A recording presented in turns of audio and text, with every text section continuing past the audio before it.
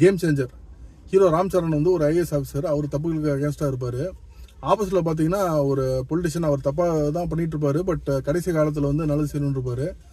அவருக்கு கீழே இருக்கவங்கலாம் இல்லை நாங்கள் தப்பு தான் செய்வோம் அப்படின்னு இருப்பாங்க. அவர் கீழே இருக்கவர் அவரோட வாரிசு அரசியல் மாதிரி இருக்கக்கூடியவர் வந்து எஸ் சூர்யா.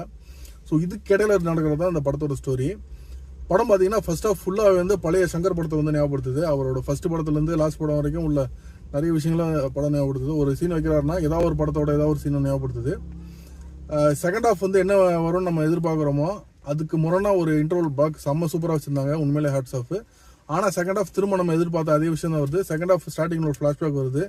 அது என்னென்னு நம்மளுக்கு ஈஸியாக கெஸ் பண்ணுற மாதிரி இருக்குது. அது ஒரு ஹெவி லேக்காக இருக்குது. அதே மாதிரி கடைசி கிட்ட வந்து எஸ் சூர்யா வர்சஸ் ஹீரோங்கிற மாதிரி ஃபைட் வந்து ரொம்ப குழந்தரமாக லாஜிக்கே இல்லாமல் இருக்குது.